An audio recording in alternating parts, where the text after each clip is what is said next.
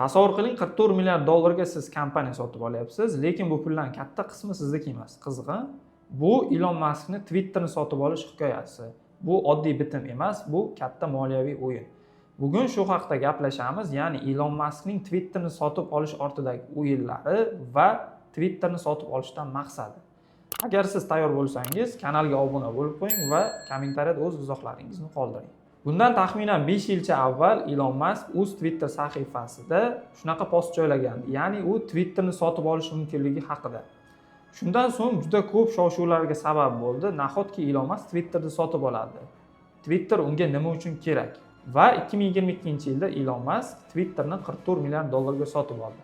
Lekin bu pullarning katta qismini u o'z cho'ntagidan bermagan. Qanaqa qilib deysizmi? Chunki u birinchi navbatda bankdan kredit oldi, qolgan mablag'ni esa Musk va investorlar hisobiga sotib oldi. Bu model moliyada leveraged buyout deb ataladi. Ya'ni oddiy qilib aytadigan bo'lsak, kompaniyani o'zini qarz evaziga sotib olinadi va mana shu qarzlarni o'zini kompaniya o'zi qoplab boradi. Endi sizga savol tug'ilishi mumkin. Nahotki Elon Musk dunyodagi birinchi raqamli milliarder bo'lib turib, o'z mablag'lari hisobiga sotib olmasdan Twitterni qarz evaziga sotib oldi? Javobi juda oddiy, soliq. Chunki Elon Musk agar Tesla aksiyalarini sotadigan bo'lsa, bundan daromad solig'i to'lash kerak bo'ladi.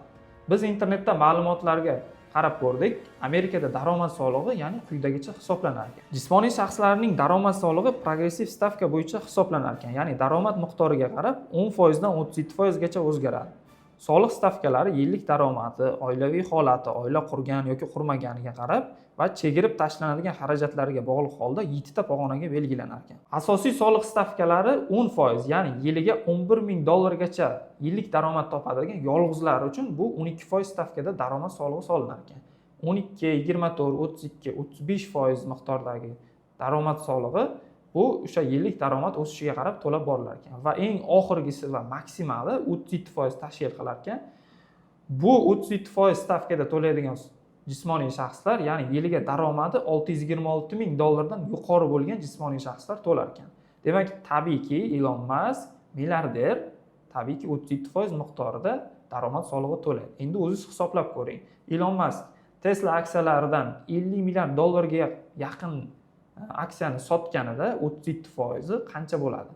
Deyarli o'sha 50 milliard dollarni yarmidan ko'pi soliqqa chiqib ketadi. Lekin Elon Musk boshqacha yo'l tutdi. Ya'ni Tesla aksiyalarini bankka garovga qo'ydi va garovga qo'yish evaziga katta miqdordagi kredit mablag'larini oldi. Muhim jihati, kredit bu daromad emas, unga nisbatan hech qanaqa daromad solig'i solinmaydi.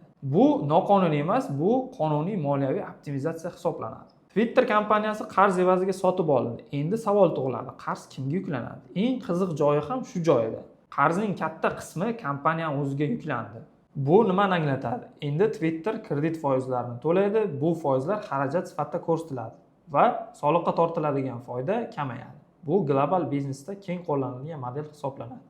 Twitter sotib olingandan keyin muammolar boshlanadi. Ya'ni Elon Musk Twitterda xarid qilgandan so'ng ko'plab yirik brendlar platformani tark etadi. Chunki Twitterning asosiy daromadi reklamadan edi. Shundan so'ng qarz bosimi kompaniyaga nisbatan kuchayadi va kompaniya moliyaviy jihatdan qiynaladi. Twitter endi oddiy ijtimoiy tarmoq emas edi. Elon Musk Twitter sotib olgandan so'ng uni X ga aylantirdi. Ya'ni Elon Muskning rejasiga ko'ra u to'lov tizimi, kontent platforma, ijtimoiy tarmoq bo'lishi kerak edi. Ya'ni Everything App, barcha xizmatlar bitta platformada jamlangan universal ilova edi. Elon Muskning bu harakati oddiy xarid emas edi. Bu risk, strategiya va qarz kombinatsiyasi edi. Agar u muvaffaqiyatli bo'ladigan bo'lsa, tarixdagi eng yirik muvaffaqiyatli strategiya va rejalardan biri bo'lardi. Agar muvaffaqiyatsizlikka uchrasa, bu juda katta xato bo'lardi. Sizningcha nima deb o'ylaysiz? Elon Muskning bu xatti-harakatlari aqllimi yoki xatomi? Kommentariyada albatta o'z fikrlaringizni qoldiring.